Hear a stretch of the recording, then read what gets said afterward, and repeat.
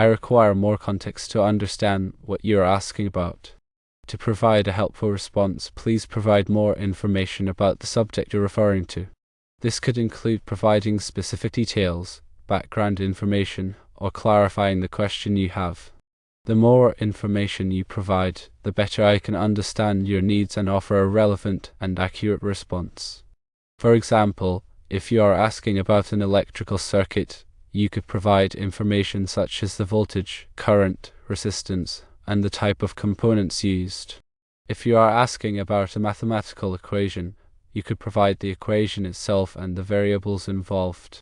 If you are asking about a historical event, you could provide the date, location, and key figures involved. The more specific you are, the easier it will be for me to understand your question and provide a helpful answer. If it relates to electrical work, remember that electrical systems are governed by codes and standards such as the National Electrical Code, or NEC. These codes provide guidelines for safe installation and operation of electrical systems. For example, NEC Table 310.15 B16 specifies the allowable ampacities of insulated conductors rated up to 2000 volts, 60 degrees Celsius through 90 degrees Celsius, not more than 3 current-carrying conductors in raceway, cable, or earth directly buried based on ambient temperature of 30 degrees Celsius. If you're discussing wire sizing, you'll need to consider the ampacity of the wire, which is the maximum current it can safely carry.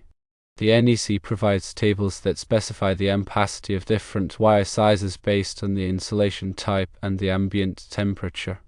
For example, a 12 American wire gauge, or AUG, copper wire with THHN insulation has an ampacity of 30 amps at 30 degrees Celsius.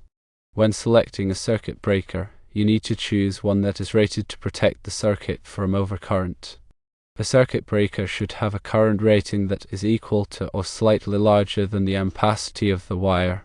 For example, if you are using a 12 AWG copper wire with THHN insulation, you would typically use a 20 amp circuit breaker. Voltage drop is another important consideration in electrical circuit design. Voltage drop is a decrease in voltage that occurs along a conductor due to its resistance. The NEC recommends limiting voltage drop to 3% for branch circuits and 5% for feeders. To calculate voltage drop, you can use the following formula: voltage drop equals current times resistance. The resistance of a conductor depends on its length, cross-sectional area, and material.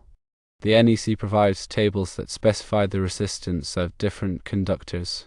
Grounding is an essential safety measure in electrical systems. Grounding provides a low impedance path for fault current to flow back to the source, which helps to trip the circuit breaker and prevent electrical shock. The NEC requires that all electrical equipment be properly grounded. Bonding is another important safety measure. Bonding is the process of connecting all metal parts of an electrical system together to create a common electrical potential. This helps to prevent electrical shock and reduce the risk of fire. The NEC requires that all metal parts of an electrical system be properly bonded. If you are asking about electronics, the same is true, but with much smaller voltages than amperages. Ohm's law is a fundamental principle in electronics. It states that the voltage across a resistor is equal to the current flowing through it times the resistance. The formula for Ohm's law is voltage equals current times resistance. Power is the rate at which energy is transferred. In electrical circuits, power is calculated by multiplying the voltage by the current. The formula for power is power equals voltage times current. Resistors are components that resist the flow of current. Resistors are used to control current flow, divide voltage, and dissipate power. Capacitors are components that store electrical energy in an electric field. Capacitors are used to filter signals, store energy, and provide timing functions. Inductors are components that store electrical energy in a magnetic field. Inductors are used to filter signals, store energy, and provide timing functions. Transistors are semiconductor devices that can be used to amplify or switch electronic signals and electrical power. Transistors are the building blocks of modern electronics. Integrated circuits are complex electronic circuits that are fabricated on a single silicon chip.